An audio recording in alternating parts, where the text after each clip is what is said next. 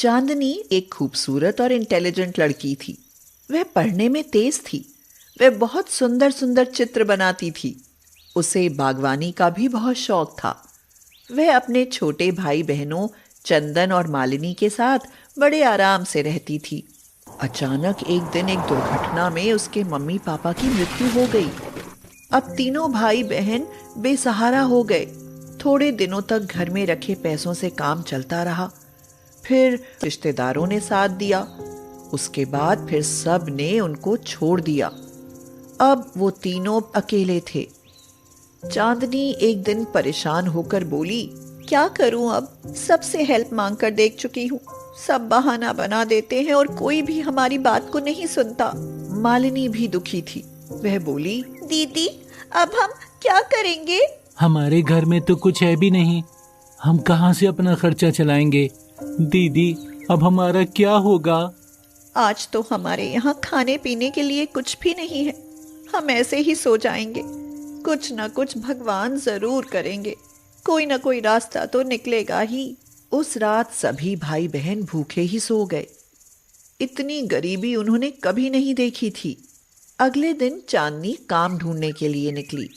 उसे कहीं भी कोई काम नहीं मिला। उनके पड़ोस में एक ब्यूटी पार्लर चलता था। उसे मिसेस रोमी चलाती थी। चांदनी की मम्मी जब जिंदा थी तो वह उस ब्यूटी पार्लर की रेगुलर कस्टमर हुआ करती थी। मिसेस रोमी को उन बच्चों पर दया आई और वह चांदनी से आकर बोली, बेटी Chandni, you are a brave girl. तुम तो बहुत इंटेलिजेंट हो। मेरे ब्यूटी पार्लर में आया करो, मैं तुम्हें मेहंदी लगाना सिखा दूंगी। तुम्हारी आर्ट अच्छी है, तुम्हें बहुत जल्दी मेहंदी लगानी आ जाएगी। उससे तुम्हें रुपए मिला करेंगे। तुम लोगों की मदद हो जाएगी। यह सुनकर चांदनी खुश हो गई। उसने अभी तक अपने भाई बहनों की पढ़ाई को रुकने नहीं दिया था। जैसे तैसे मामला चल रहा था। अब वह ब्यूटी पार्लर में जाने लगी। उसने बहुत जल्दी मेहंदी लगानी सीख ली। उस पार्लर में और भी लड़कियां काम करती थीं, लेकिन चांदनी का दिमाग बहुत क्रिएटिव था। वह नए नए डिजाइन इजाद करती थी और अलग हटकर मेहंदी लगाती थी, जिससे वह बहुत जल्दी फेमस हो गई। मिसेस रोमी उससे बोली, जब से तुम हमारे पार्लर में मेहंदी लगाने लगी हो, तब से हमारे यहाँ मेहंदी लगवाने वालों की संख्या बढ़ गई है। अब बहुत सारे लोग मेहंदी लगवाने आते हैं। मैं जानती हूँ यह सब तुम्हारे कारण है। इसलिए अब मैं तुम्हें मंथली सैलरी के अलावा हर मेहंदी के कस्टमर पर कमीशन भी दिया करूँगी। यह बात सुनकर चांदनी बहुत खुश हो गई। उसने कहा, आप बहुत अच्छी हो आंटी, और मेरा कितना ख्याल रखती हो। तुम्हारी वजह से मेरे पार्लर में इनकम बढ़ रही है, इसलिए यह मेरा फर्ज बनता है। उसी पार्लर में सोनिया नाम की लड़की भी काम करती थी। चांदनी के आने से पहले मेहंदी लगाने का काम उसी का फेमस था, लेकिन चांदनी के आने के बाद अब उसे कोई पूछता ही नहीं था। इस बात से वह चांदनी से मन ही मन में बहुत जलती थी। उसने जब मिसेस रोमी को चांदनी से बात करते सुना तो वह बहुत नाराज हो गई और मन ही मन में बोली, यह मिसेस रोमी बहुत खुर्राट बुढ़िया है और बहुत चालाक है। पहले ये मीठी मीठी बातें मुझसे किया करती थी, अब ये बातें चांदनी से करती है। ये बहुत मतलबी है। मुझको तो कोई पूछता ही नहीं। अब देखो मैं क्या करती हूँ। चांदनी को इसके बाद कोई नहीं पूछेगा। शादियों का सीजन चल रहा था। ब्यूटी पार्लर के बाद घर आने के बाद भी चांदनी के घर पर औरतों की भीड़ लगी रहती थी, जिससे चांदनी की खूब इनकम होने लगी थी। सोनिया के मन में तो ईर्ष्या और जलन की आग लगी हुई थी। वह चांदनी को मजा चखाने की सोच रही थी। उसने सोचा, मैं इससे पहले दोस्ती करती हूँ। जब इसको मुझ पर विश्वास हो जाएगा तब मैं इसको ऐसा झटका दूंगी कि जिंदगी भर याद रखेगी। हाँ, फिर इसके सारे कस्टमर मेरे पास आएंगे और मेरी ही धूम मच जाएगी। अपनी योजना के अनुसार उसने धीरे धीरे चांदनी के साथ दोस्ती बढ़ानी शुरू कर दी। वह उसके लिए रोज अच्छी अच्छी खाने की चीजें लाती। उससे कहती, लो चांदनी, आज मैं तुम्हारे लिए चाउमीन लाई हूँ। कभी उसको अपने साथ शॉपिंग करने के लिए ले जाती और कोई ना कोई चीज उसको खरीद कर दे ही देती और कहती, देखो मैंने तुम्हारे लिए टॉप लिया है, देखो देखो कितना अच्छा है। चांदनी तो भोली भाली थी। वह सोनिया की योजना से अनजान थी। उसकी बातों में आकर मन ही मन में उसको वह बहुत मानने लगी थी। एक दिन चांदनी बोली, मुझको चेहरे में हल्की हल्की जलन लग रही है, शायद एलर्जी हो गई है। चलो मैं तुम्हें दवा दिलवा देती हूँ। सोनिया ने उसको एक क्रीम लाकर दी और कहा,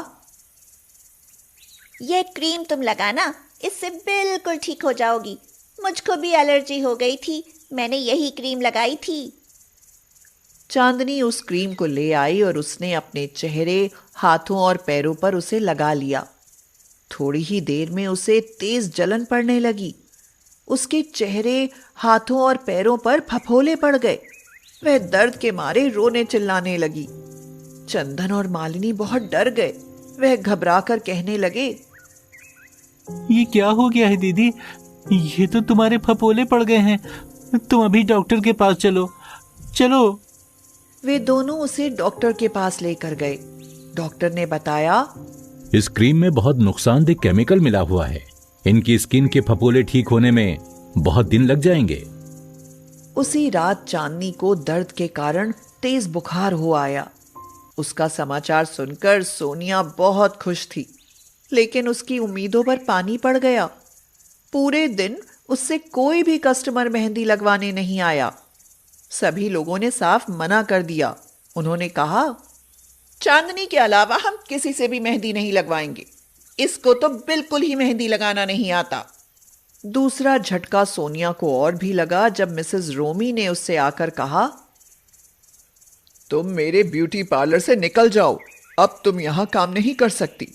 मुझे एक लड़की ने बताया है कि तुमने नुकसानदायक केमिकल मिलाकर क्रीम चांदनी को दी थी, जिससे उसके फफोले उभर आए हैं। अपमानित होकर सोनिया घर आ गई।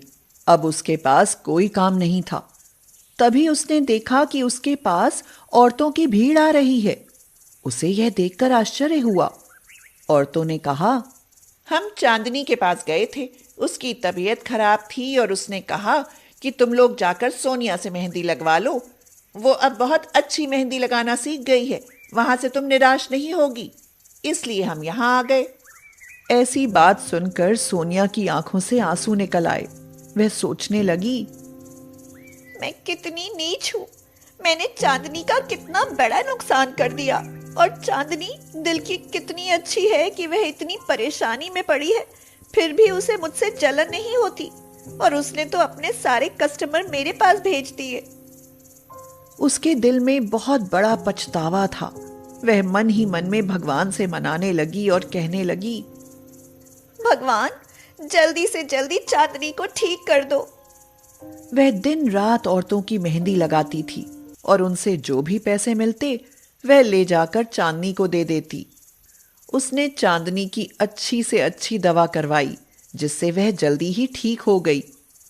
सोनिया के मन में इतना पछतावा था कि उससे रहा नहीं गया।